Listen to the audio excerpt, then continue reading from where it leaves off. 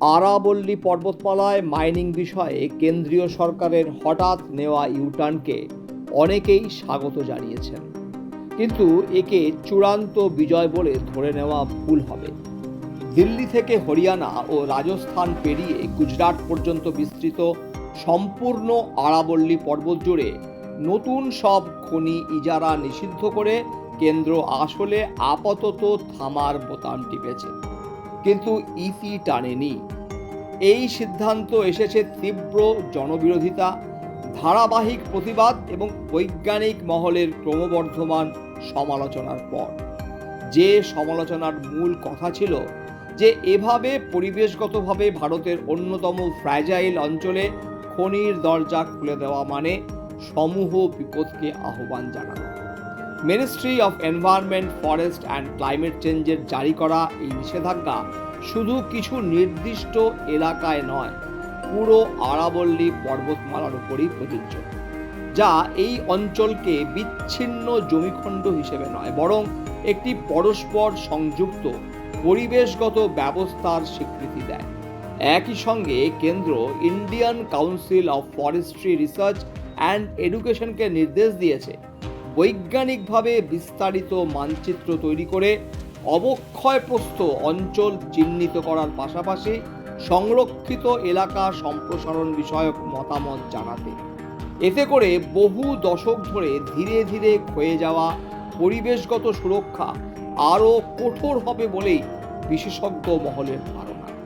আরাবল্লী শুধু প্রাচীন শিলার স্তূপ নয়, এটি পৃথিবীর প্রাচীনতম পর্বতমালাগুলোর একটি, এমনকি হিমালয়ের থেকেও পুরানো। আধুনিক অবকাঠামো যে কাজ কখনোই করতে পারে না, আরাবল্লী সেই কাজগুলো করে চলেছে কোটি কোটি বছর ধরে। এটি মরুকরণের বিরুদ্ধে প্রাকৃতিক প্রাচীর হিসাবে কাজ করে, থর মরুভূমির পূর্বমুখী অগ্রগতি ধীর করে। এটি ভূগর্ভস্থ জলাধার পুনরায় পূরণ করে, যার উপর পানীয় জল ও কৃষির জন্য কোটি কোটি মানুষ নির্ভরশীল।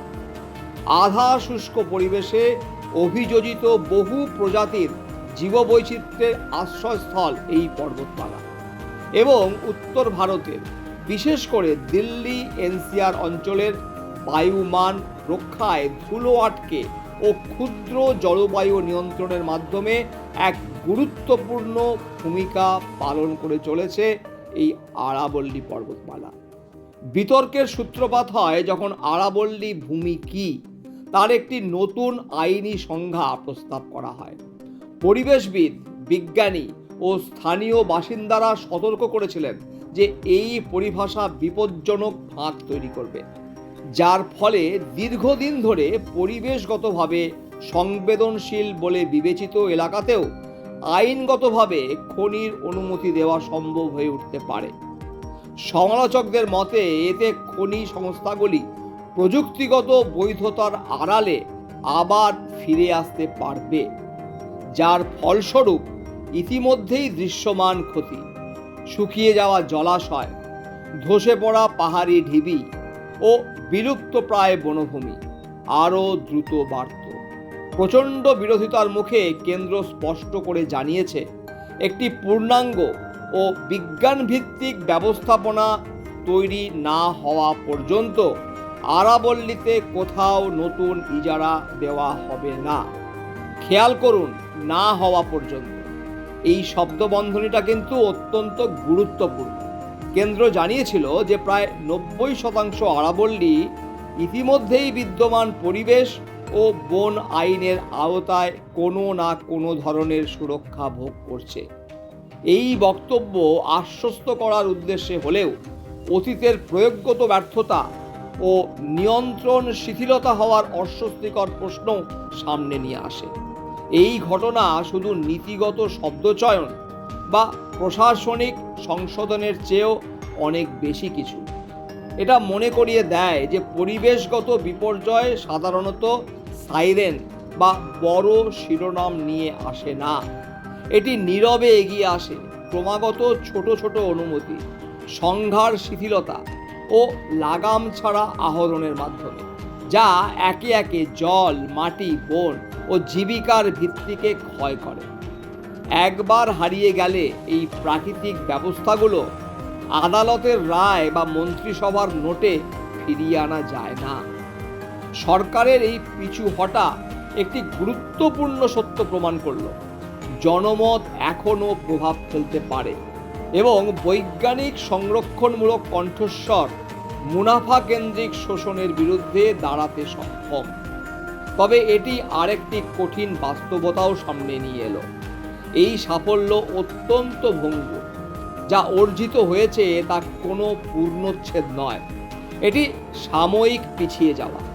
ভবিষ্যতের খসড়া, পুনর্ব্যাখ্যা বা প্রশাসনিক শর্টকাট আবারও আরাবল্লীকে বিপদের মুখে ঠেলে দিতে পারে। যারা ভারতের পরিবেশগত ভবিষ্যৎ নিয়ে ভাবেন তাদের জন্য এই মুহূর্তটি সতর্কতা, ঐক্য ও ধারাবাহিক সচেতনতার আহ্বান।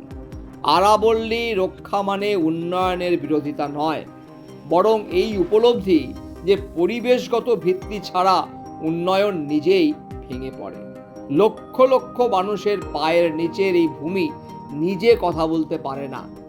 এটি টিকে থাকে কেবল তখনই যখন নাগরিকরা সচেতন, তথ্যভিত্তিক ও স্বল্পমেয়াদী লাভের বদলে দীর্ঘমেয়াদী অস্তিত্বকে বেছে নিতে প্রস্তুত থাকেন। সচেতনতামূলক এই ধরনের আরও ভিডিও পেতে অবশ্যই চ্যানেলটি সাবস্ক্রাইব করার পাশাপাশি বেল আইকনটিও প্রেস করে রাখুন। আরাবল্লী সংক্রান্ত এই সচেতনতামূলক ভিডিওটি যদি আরও মানুষের কাছে পৌঁছে দেওয়াটা আপনার দায়িত্ব বলে মনে করেন তাহলে ভিডিওটি শেয়ার করতে ভুলবেন না। ধন্যবাদ, ভালো থাকবেন।